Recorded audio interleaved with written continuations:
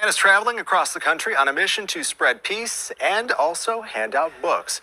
Kwabi Amoa Forson is the founder of the Peace Bus. He's currently driving the bus cross country from Washington State to Washington, D.C. It's all in hopes to... Y'all better not say he look like me, man. That dude do not look like me.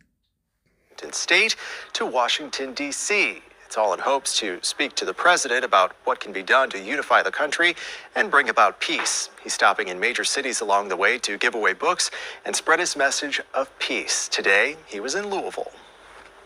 2020 and 2021, these 2 years have been tumultuous. They've been very tough times. We've experienced COVID, we've experienced disease, and we've experienced discordance and division. That being the case, what can we do as individuals to learn how to come together? 2021 and the years that follow must be an era at prioritizing the things that hinder us all. He said a whole bunch of nothing. Okay? You want to see what's really going on in Louisville? Your little 1982 Datsun and your trunk load of books can't do nothing with this, Jack. This is him on the horse at the school at Price. For Nicole Harris, documenting her favorite moment with her 9-year-old grandson, Jaden, was just a part of the time they spent together. Look, your teacher, Jaden. Look, you gonna look. She never thought these pictures and videos would be the only thing she'd have left. For somebody to take his life with a gun, it hurts. Police say the 4th grader was at his home on Atlantis Trail in the Newburgh neighborhood Wednesday night when he was hit by a stray bullet. How many of y'all roll your eyes when I say I could do stories like this every single day? How many of y'all like, yeah, I mean, that's just, Ock Nation, he's hyperbolic. It's bad, but I mean, it's not this bad. This is Louisville. This is Breonnaville. I could do a story like this every single day. Okay? Some days, 3 or 4 or 5. I'm just talking about kids now. I'm not talking about adults and seniors and glacier gliders. Hombritos. I'm talking about just little kids like 7, 8, 9 years old. Getting killed in the house by a stray bullet from outside the house.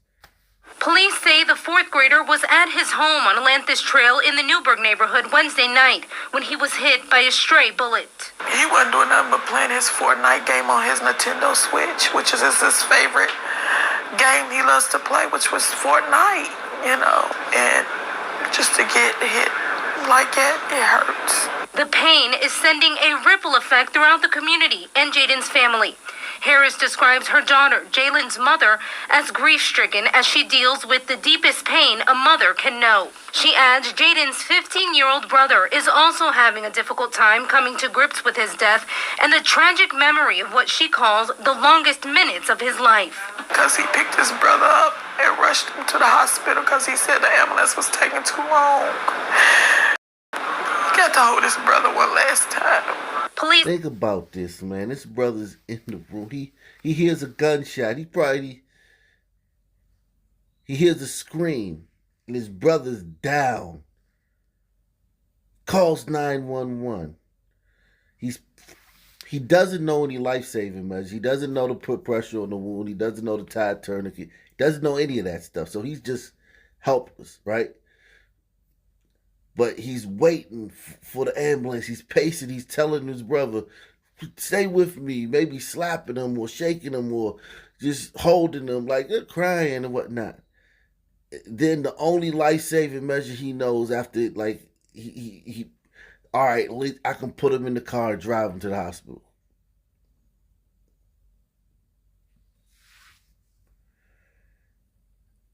And this is not to pick on the brother, because I don't know where this kid got shot. I don't know the severity of his wounds. It could have been something that couldn't have been helped. However, this little kid would have been much, not just safer, but had he gotten hit, he would have been so much in better shape if he was around some glacier gliders. I said it. Argue with me in the comment section. All the glacier gliders I know, no CPR. All of them know what a tourniquet is. You can do a man on the street in the hood and ask people what a tourniquet is. You might get 5% of them, 3% of them know what it is.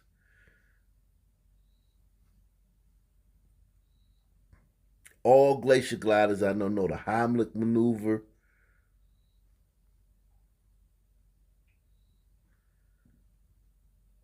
We in this community where our kids are constantly being struck in the house. Bullets just flying through the window or through the drywall and hitting them. Then when they're outside playing, it's even more. I'm not talking about those. I'm just talking about stories. I could do a story every day just about the kids that are in the house. And the bullet come from outside the house. Into the house and kill them.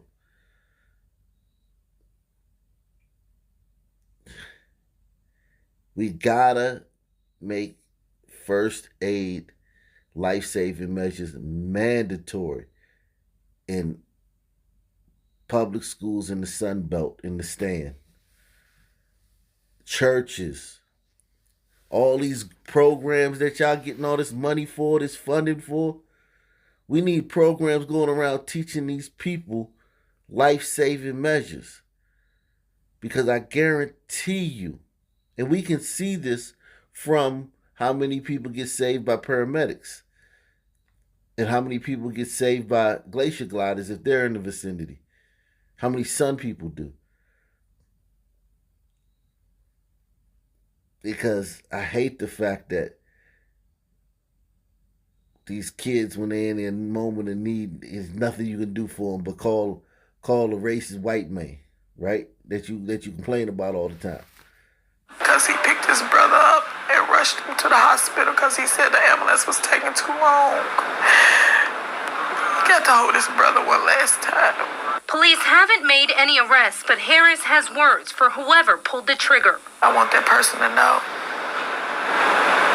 God knows you did it. You can run and hide, but God knows. Even throughout this unimaginable pain, a knock on the door still has the ability to shine a small ray of light. It crushed my son's heart so bad last night. He just kept crying. But we just want to pay our respects. Thank you. No Thank problem. you. Y'all Thank need you. anything? I live like a couple doors down in that blue house. If Yes, I need ma'am. anything, just let me know. I sure will. Thank you. You're welcome. That even a painful reminder can still bring a little solace. He was loved. He was loved. My baby was loved. Reporting in the Newburgh neighborhood, Gladys Bautista, WOKY News. Tonight, more hurting families throughout the metro following a violent Wednesday. Absolute heartbreak. Pastor Timothy Finley Jr. tells me he's been in contact with Jaden Harris's grandmother today. That family should not be grieving the way that they're grieving. Harris, just 9 years old, was shot and killed Wednesday night inside his home on Atlantis Trail in the Newburgh neighborhood. Police say he was hit by a stray bullet. And I think all of us in the community, we share that sadness, frustration, anger, that once again, another young life taken from us that should be in school today. Then why not organize a protest? Organize a march. Go out there, demand justice, demand that the person come, the police find a person that somebody snitched. Go out there, get in the streets with your picket signs, go down to Michael's and go down to Hobby Lobby and get all your boards and all your sticks and all your markers and all your paint. Make up your picket signs and protest like you do when a brother, a career criminal, gets in a bad situation with a cop. Or a viral 20-second video of a 40-minute interaction between a cop and a criminal suspect with a lengthy criminal record, violent criminal record, surfaces on the internet. If you feel that strongly about it, we know what you're capable of. Go start a protest. Go out there and hit the streets. Galvanize your forces. Get the people in the church. Get the people in the community. Get out there and hit the streets. And get loud and rowdy and all that stuff. No? Okay, well, then I don't believe you. And I think all of us in the community, we share that sadness, frustration, anger, that once again, another young life taken from us that should be in school today. The tragedy Wednesday night was the end of an already violent day for Metro Police. Started the afternoon off the wrong way with a murder on Jefferson Boulevard. With help from the community, we were able to make a quick arrest on that. Police arrested 21-year-old Derek Stover. He's accused of shooting and killing 18-year-old Mariel Marks from the backseat of a car while Marks was driving in the Newburgh neighborhood. He shot the kid from the backseat of the car while the kid was driving. And y'all don't think nothing wrong with it, nothing peculiar about these people. These people, just like everybody else, the only difference is skin color. Everything else is the same. The only difference is skin color. Police arrested 21-year-old Derek Stover. He's accused of shooting and killing 18-year-old Mariel Marks from the backseat of a car while Marks was driving in the Newburgh neighborhood. Just a few hours later in downtown Louisville at Armory Place, What appears to be a road rage incident involving someone at work randomly shot, and they're right now clinging to their lives in the hospital. Look how much of this stuff happens on the road. The roads are dangerous in the stand. Look at how much of this stuff happens on the road. all before the tragic shooting that ended Jaden Harris's life.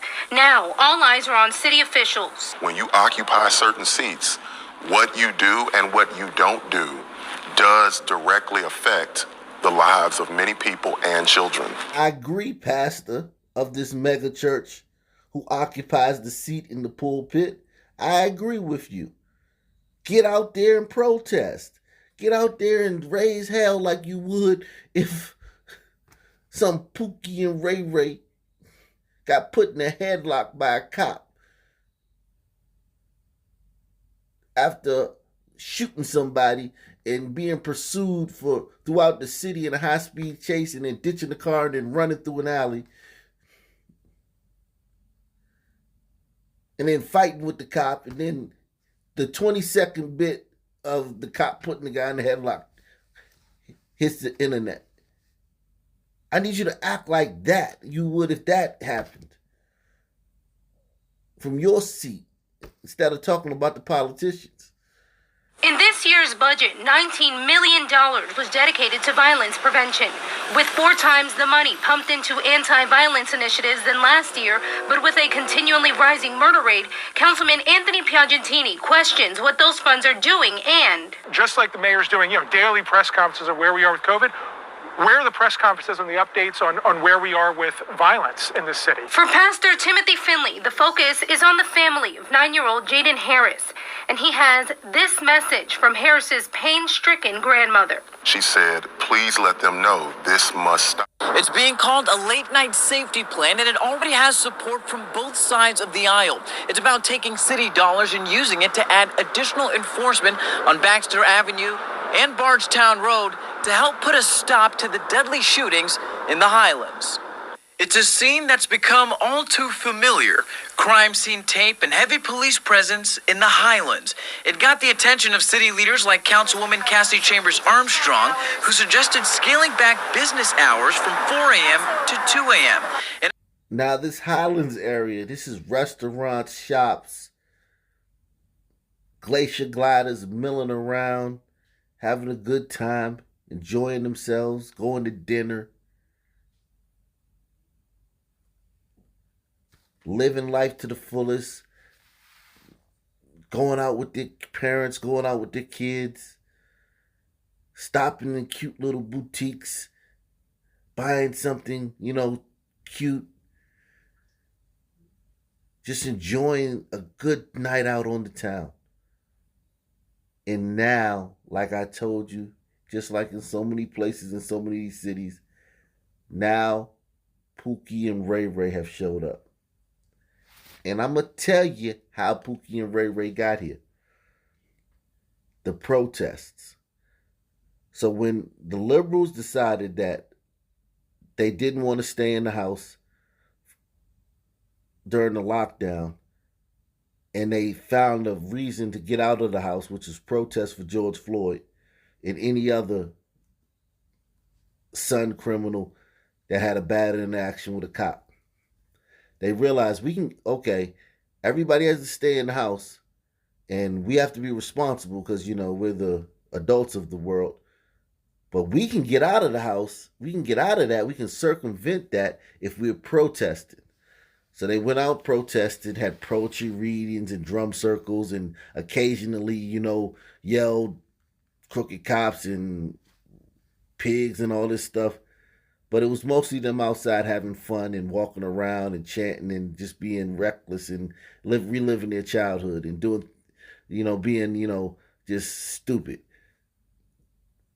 And Pookie and Ray Ray joined them, along with the clergy and the college students and, randos and whatnot. But Pookie and Ray Ray joined them.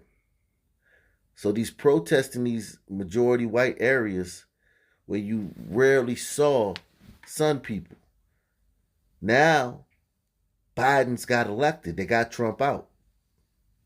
It worked. And now they're like, all right, guys, back to normal. But wait a second. You invited Pookie into your home. You invited Pookie into your neighborhood with all these protests you had in your area. Now, Pookie, he been down there 5-10 times. And it's kind of cool down there. And he can escape, his hood and all the violence in his hood. But, he is who he is, so he brings violence with him. And there's other Pookies down there. There's other Sun men down there. There's other Ray Rays down there. And there's other brothers down there. And now, this is a spot where they're going to hang out at now. But you invited them when you protested and you had all your demonstrations. And you encouraged them to come along. They would have never felt comfortable in these areas. They would have just been like, we don't belong here. But when you go someplace so many times and you see people spray painting stuff on walls, fighting with cops, yelling at cops, getting arrested, and you're like, these people ain't crap. They just like the people in the hood, even though y'all was only doing that, to get out the house. And doing that to, get Trump out the house. You lowered your value. Pookie used to look up to you. He used to be like, man, I can't even go over there, man. They too high class for me.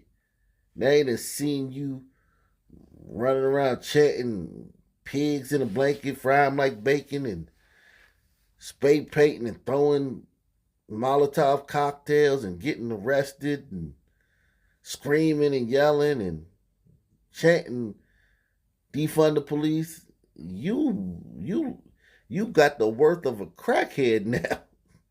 He look at you the same as some junkie he's serving in the hood. So that's how Pookie got in these areas, in every city, and it's happening in every city. These areas where these people, where they just stayed away. Pookie didn't go down there. Like he's here now. It got the attention of city leaders like Councilwoman Cassie Chambers Armstrong, who suggested scaling back business hours from 4 a.m. to 2 a.m. An idea Mayor Fisher supported, but businesses in the area, not so much. Myself and some other bar community folks attended the Highlands community meeting. We created an email initiative that made it really easy for our community to reach out to all of their council members and be able to just immediately say, please don't do this, oppose this ordinance, let's talk about doing something else. So Chambers Armstrong invited them to a discussion, and the two sides came up with a nearly $400,000 solution. Increased funding for alcoholic beverage control, a department under codes and regulations in the city. This additional funding will allow ABC to hire 3 additional staff. The additional ABC officers will seek out businesses that allow people with guns inside and those who serve people underage. Those caught could lose their liquor license. So, this woke lady right here and the other city councilwomen, they don't want to just do what is prudent and hire more cops and increase patrols, stiffer sentences and all that stuff. They want to dilly-dally. Okay, fine. Increased funding for alcoholic beverage control, a department under codes and regulations in the city. This additional funding will allow ABC to hire 3 additional staff. The additional ABC officers will seek out businesses that allow people with guns inside and those who serve people underage. Those caught could lose their liquor license. If you are a bar or nightclub owner that is profiting from creating public safety risks, today is your notice to get your house in order. A portion of the money will also be used for bar security training, teaching those who check IDs de-escalation strategies, how to properly screen for firearms, and how to administer Narcan in case of an overdose. I want to be clear that this plan will not solve all of our public safety issues. Really? This plan won't solve all? It won't solve the problem. The problem is Sunmen shooting in public, wildly, randomly, on purpose, killing people, shooting people, maiming people, causing fear and destruction, and making people feel unsafe. None of that 400 that y'all might as well have taken that $400,000 and flushed it down the toilet.